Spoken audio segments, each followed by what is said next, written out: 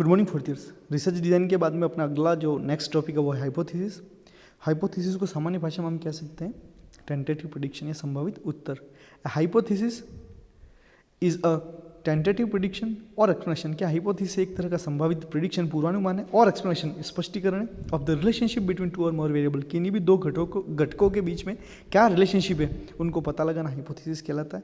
या हम कह सकते हैं कि hypothesis translate the research question. कि हाइपोथेसिस जो होती है वो रिसर्च क्वेश्चन को ट्रांसलेट करती है इनटू द प्रिसाइज प्रेडिक्शन के संक्षिप्त में पूर्वानुमान कि उसका एक्सपेक्टेड आउटकम क्या हो सकता है उसके बारे में बता सकती है।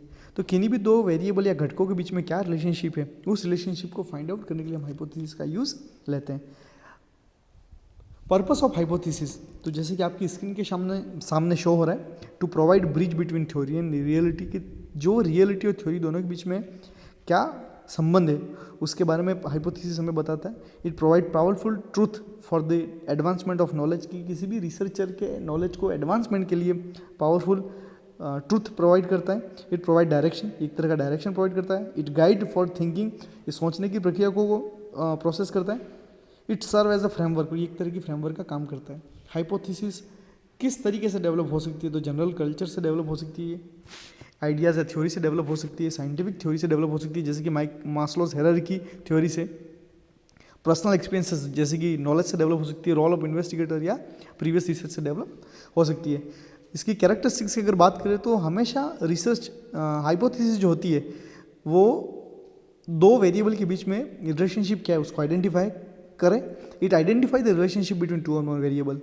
Hypothesis must always be state in advance of collecting evidences in testing. की भी क्या क्या सबूत चाहिए किन्हीं भी डाटा को कलेक्ट करने के लिए वो पहले से बता दे। A sound hypothesis is consistent with an existing body of theory.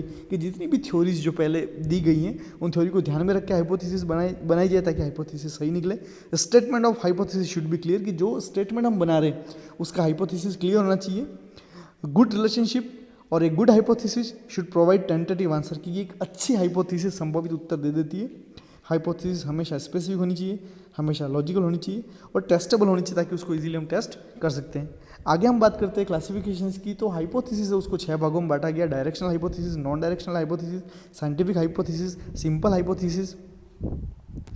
उसके बाद नेक्स्ट अपन बात करते हैं कॉम्प्लेक्स और मल्टीवेरिएंट हाइपोथेसिस और स्टैटिस्टिकल और नल हाइपोथेसिस। तो सबसे पहले ही क्लासिफिकेशन करते हैं डायरेक्शनल, एक ही दिशा में सोचना या संभावित उत्तर को निकलना डायरेक्शनल हाइपोथेसिस कहलाती है। कि एक डाउन सिंड्रोम वाले बच्चे के अंदर उसकी मदर और बेबी के बीच में कितना पॉजिटिव अटैचमेंट होता है ये हमें फाइंड आउट करना है। तो इसके अंदर हम डाउन सिंड्रोम वाले सिम्टम्स को ना देख करके मदर और बेबी के बीच में कितना अटैचमेंट है उसको फाइंड आउट करते हैं जो एक डायरेक्शन में चलती है, इसलिए इसको हम डायरेक्शनल हाइपोथेसिस के नाम से जानते हैं। नॉन डायरेक्शनल हाइपोथेसिस की अगर अपन बात करें तो जैसे जैसे समय बदलता गया नर्सिंग प्रोफेशनल वाले लोगों का HIV वाले पेशेंट के प्रति नज़रिया बदलता गया। तो सबसे पहले जब HIV आया था तो उसको देखने का नज़रिया अलग था, जैसे जैसे समय बदला वैसे वैसे उसका नज़रिया चेंज हो गया। तो उसी डायरेक्शन में अभी नहीं देखा जा रहा पेशेंट को जैसे पहला देखा जा रहा था, जिसे हम नॉन डायरेक्शनल हाइपोथेसिस के नाम से जानते हैं। साइंटिफिक हाइपोथेसिस की अगर अपन बात करें तो जितनी भी थ्योरीज पहले दी गई है, न्यूटन थ्योरीज है, पास्चुराइजेशन है, ऐसी बहुत सारी थ्योरी है जिसको सिस्टमेटिक तरीके से चला जाए, साइंटिफिक बेस्ड हो तो आंसर हमें पक्का मिलता ही मिलता है। अगली थ्योरी जिसको हम कहते हैं सिंपल हाइपोथेसिस, इसके अंदर सिंपली दो डिपेंडेंट और इंडिपेंडेंट वेरिएबल दोनों के बीच में रिलेशनशिप को फाइंड आउट किया जाता है। अगली है मल्टी वेरिएंट हाइपोथेसिस, जिसके अंदर एक से ज़्यादा वेरिएबल को पूर्वानुमान लगा करके पता लगाया जाता है। और आखिरी है स्टैटिस्टिकल और नल हाइपोथेसिस।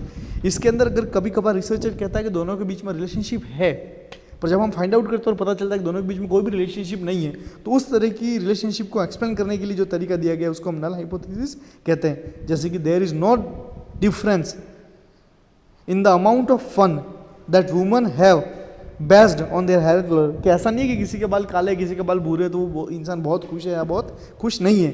तो बालों के कलर से लेके महिलाओं के खुश रहने के तरीके को आकलन नहीं किया जा सकता। कि कुछ रिसर्च में कहते हैं कि जिनके काले बाल होते हैं वो बहुत ज़्यादा इंटेलिजेंट होते हैं और जिनके काले बाल नहीं होते वो बहुत ज़्यादा इंटेलिजेंट नहीं होते। तो ये ऐसे हाइपोथेसिस हैं जो कभी भी सिद्ध नहीं होती। तो इस तरह की हाइपोथेसिस को हम नल हाइपोथेसिस के नाम से जानते हैं। उसके बाद अगर हम बात करते हैं अज्यूम्शन की, तो अज्यूम्शन एक तरह की अवधारणा है जो कभी भी सिद्ध नहीं की जा सकती। आप घर से निकल रहे हो और बिल्ली ने रास्ता क्रॉस किया तो आपके सारे काम बिगड़ जाएंगे, तो ऐसा नहीं होता है। एग्जाम में बिना पढ़े दही खा के जाएंगे और आप पास हो जाएंगे, तो ये भी पॉसिबल नहीं है। तो अज्यूम्शन का मतलब होता है अवधारणा। तो सिंपल सी बात है, स्टेटमेंट बेस्ड ऑन लॉजिकल और reason whose correlation on validity is taken for granted. भी ऐसा माना गया, अभी उन्होंने कह दिया और हमने मान लिया कि भी सोमवार को व्रत करेंगे तो ये होगा, मंगलवार को व्रत करेंगे ये होगा, जो कि एक तरह का अज्यूमशन है, क्लियर नहीं है। और आखिरी हम बात करते हैं लास्ट अज्यूमशन की।